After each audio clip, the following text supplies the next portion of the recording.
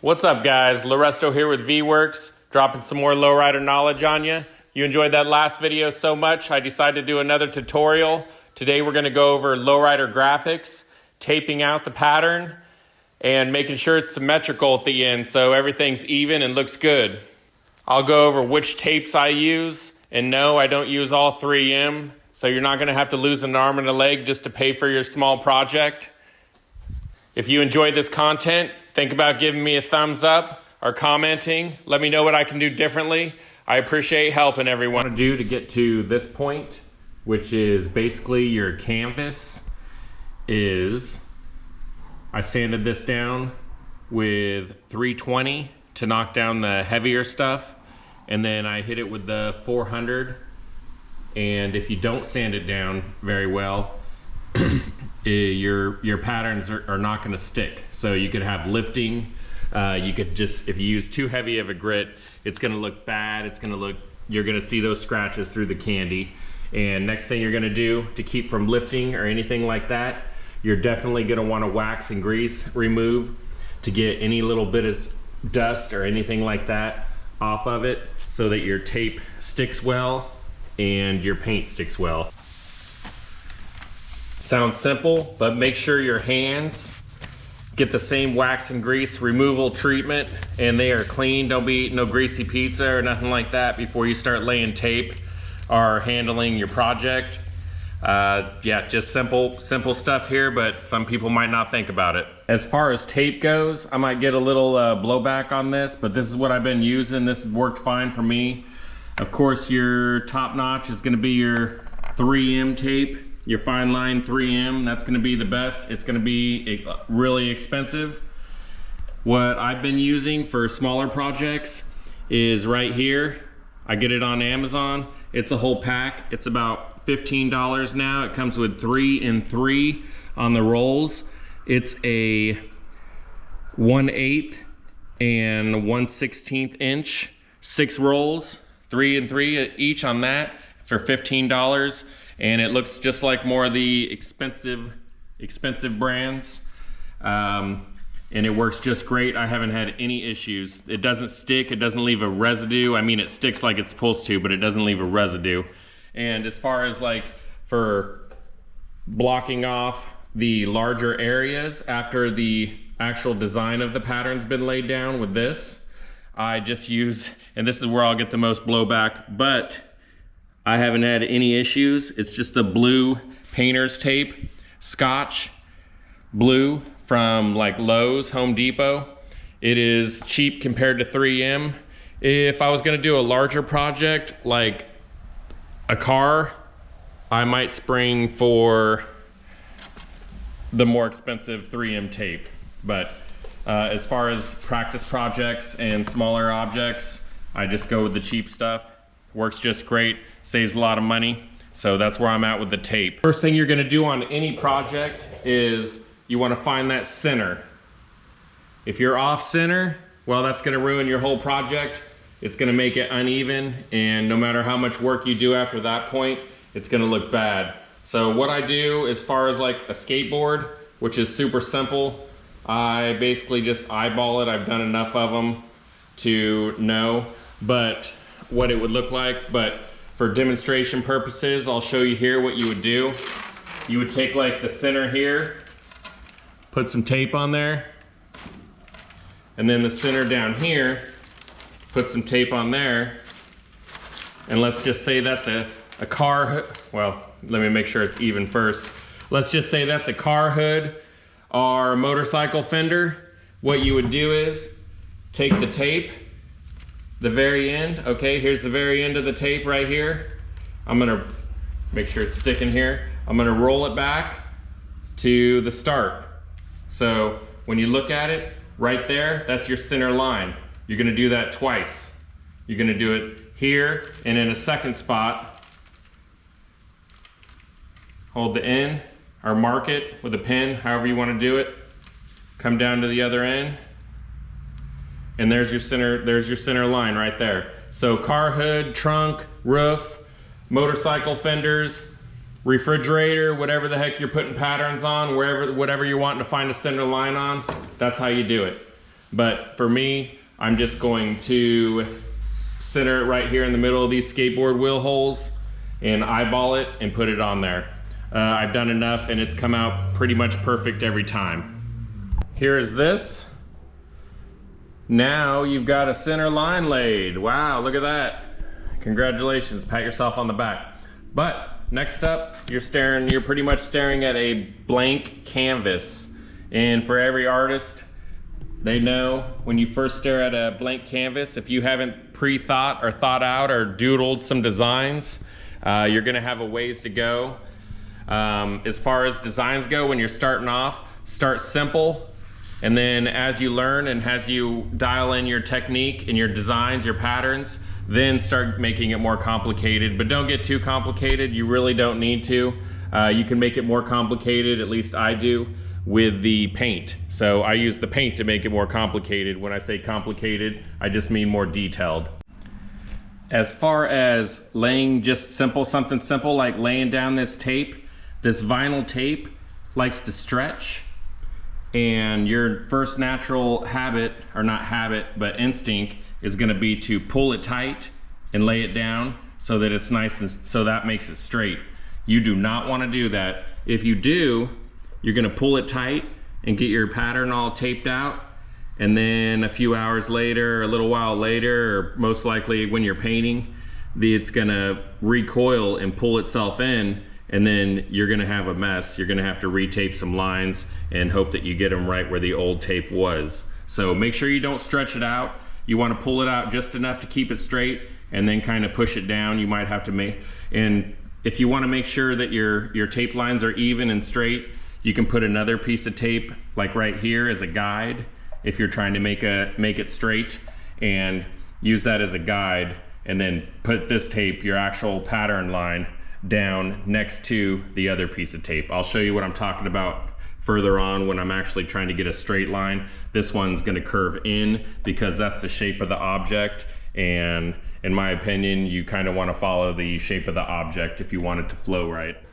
When you overlap your tape, what I do is make sure you got some fingernails, which I kind of clipped mine yesterday, which was bad timing, but you're going to want to push it in on the edge tight on both sides. So outside, inside, get it nice and pushed on there so you're not worried about later on in the future. Like I said, if you did happen to stretch it just a little bit, that might help it from pulling forward. And when after you cover this up with like the tape that's going to cover this piece of pattern while you're painting the rest, you don't want this part to pill up on you while you're pulling off the other tape that was covering it. So then you'll just go along here with your X-Acto knife. Don't push too hard or you're gonna dig into your canvas, and then you just kind of pull back and boom, there it is. So one way, follow the other way, and there you go. Something I forgot to mention on the last clip there was another reason you're gonna pinch around the tape there is to keep your paint from seeping into the edges. Don't fret if it does happen to do that. You could just take your X-Acto knife and you can kind of do that, kind of knock off the tape lightly, or not the tape, I'm sorry, the paint lightly, and it'll come off pretty well without making it look bad. So that's not a big deal, but one way to prevent that is making sure you get these creases in there well. Here is the pattern that I came up with. You're just gonna do it on one side to start with. It is a simple pattern. This is just the outline of it. As we go along here, I'll show you, but it'll get a little more complex. Not much. This is basically the pattern here. And what I'll do is I'll come along on the inside with some thinner tape, or different size tape. I like to use thinner tape because it seems to flow right and look better. Now when you come up with your pattern, you're basing your pattern off the shape of whatever your object is that you're doing. So mine, this skateboard here, the pintail goes inwards. So I'm gonna have most of the pattern start off small here and then come a little bit outwards when it gets to the top, the wider area. You can do that, you don't have to, you can do it however you want. I just found that it seems to flow better and look right, and you don't want a whole bunch at the smaller end or smaller area, you're not going to want a whole bunch of lines just squeezing all into the bottom here. So I usually will break them off or have them flow into the inner part of the pattern, and that keeps the bottom from looking so congested, if I could pronounce that right. Anyways, here we go, and let's move along. I'll show you how to transfer this to the other side and make it even easily, as easy as possible and painless as possible. But that seems to be a little bit of an issue for some people if you just try to eyeball it. So I'm going to show you the easy way that I learned and the way I've been using since. What I got here from Tape Man Blue is a 12-inch by 50-foot roll of transfer paper. For this part of the process, all you'll need is a regular ballpoint pen, making sure it's a ballpoint pen, otherwise it's going to tear through and not work as well. I just found ballpoint pens work the best. But as far as the transfer paper, you're going to peel off, and it like wants to stick together sometimes on one end. I don't know why, it's just if it got hot or what. But anyways, you will cut off the length that you need or tear off, and then you're going to pull it tight on one end here, put a little bit of tape, and if you look through here, you can see my center line is just a little bit further back from the tape, because when I peel that off, it sometimes tears. I want to take this transfer paper, flip it backwards where this is the sticky side. See how that's sticky? You flip it backwards over your tape line. Pull it from this side. You can tape it down around if you want. I just kind of hold it on here for a smaller project. A larger project, you might want to actually tape it down. So I pull it down and I kind of push in on the tape here, the tape that's underneath your pattern. Both sides, I do both sides. And I just go along and do the whole thing just like that. I won't bore you with that, so I'll cut back to when it's all drawn out, and I'll show you what I do next. Drawn out, traced. Of course, remember, sticky side up. That way you're not having to redo it. Don't worry about bouncing off the lines here. That's not gonna matter once you see what we're doing with it. Here's that magical desired effect. You just start by, everything starts with this center line, so make sure your center line is even all the way down. Pull this back, the transfer tape, and push it down. The adhesive on it is not that strong, so don't worry about it peeling up any tape lines over here, and it just peels off super easy, actually almost too easy. But so you push that down, and then now on to the next step, which is cutting it out with the knife, which you got to be super careful with so you don't dig into your canvas. Start with the pattern on the closest, most center part, and start by cutting that and taping my way out. And once you just barely take your X-Acto knife, barely drag it. I drag it on the outside of the line because I'm going to tape on the inside, which I will show you here in just a second what I mean. But once you drag it, it just peels up like a sticker. Here's what I meant by taping along the inside. You're gonna run your tape along the inside here. Let's say you've got a larger project, not a little skateboard, where you're not gonna be able to fill the whole project up with this transfer tape. What you'll wanna do is, at the beginning of your pattern, take a piece by piece and put some transfer tape, and you can buy it wider than 12 inches if you want to. You don't need to. And you can start on the top of the pattern where it actually connects, which is the most important part to get perfect. And as far as the other pieces, you start at the top. So put your transfer paper, trace it out at the top. And let's say it's on a hood, you're on the front of the hood, you transfer out those breaking points or connecting points on the top of the hood. And then you get some more transfer paper, put it to the connecting points on the base of the hood.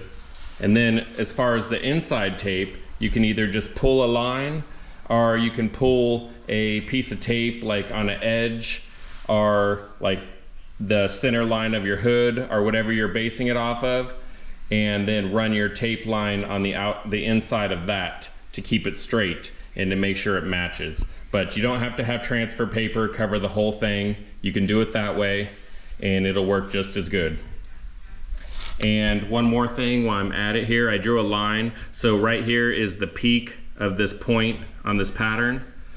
When you do the connecting one, sometimes on a smaller project, it's gonna show up a lot more so than a larger project. But on a smaller one, the very tip of where the tape falls together, you wanna make sure it's the tip of where that one is. Otherwise, you're gonna have one line that's 1/4 of an inch or something longer, and it's gonna look jacked up and not symmetrical, which will throw your pattern off and it just won't look as nice.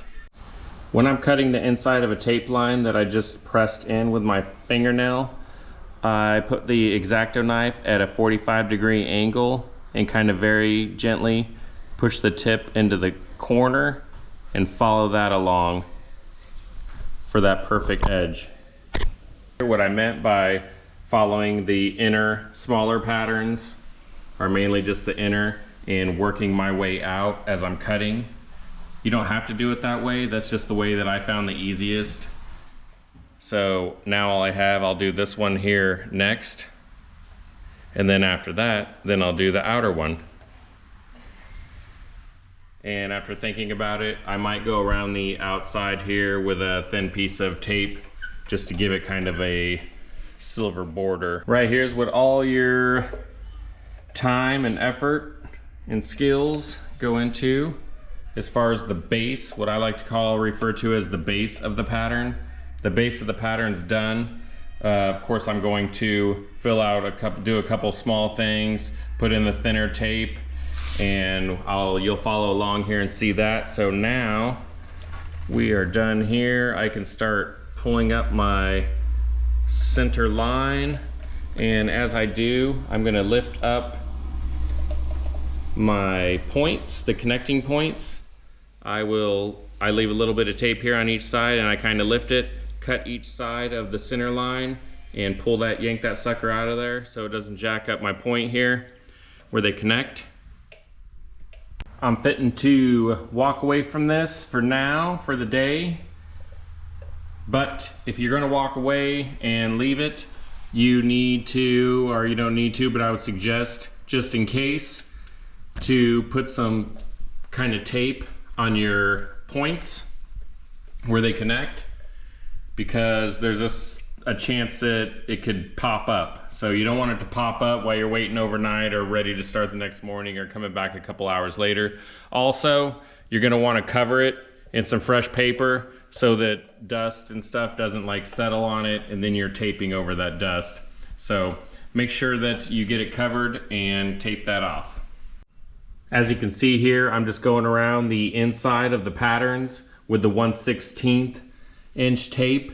And of course the outside here, the thicker one, is the 1/8. But those are the two main sizes I'm using. Of course, if I'm gonna do any like tape fades or anything, I might pick some different sizes.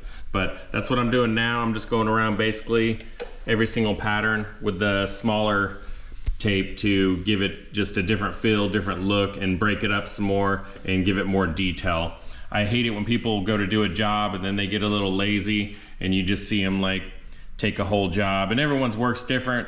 This is just my opinion, but I think they need to take the time. Yes, taping is not the most exciting, fun part to do, but it'll be the most rewarding if you put the effort in at the beginning when you're doing the not so fun stuff at the end whenever it comes out and you're done. So if you're gonna put in effort and do all the work as far as painting something, doing custom work on paint, you need to go in and put in all the details. Don't leave big, huge, empty spots and then little patterns in between. I'm sure everyone's noticed, or maybe they don't notice, but they look at a certain pattern job and they're like, this one, I don't know what's up with that one. It just doesn't look as good as this other one. But from what I've noticed, and my own opinion on it, is you got to take the time and you got to have small spaces and just keep filling them in and break it up and make it flow together at the same time, even though it's broken up. But there you go. That's where I'm at on this so far. Gonna do some skid marks, the skid mark paint effect, or takeoff, whatever you want to call it. But So I just have the thinner tape here come around and go along the outside and then swoop in here at the bottom.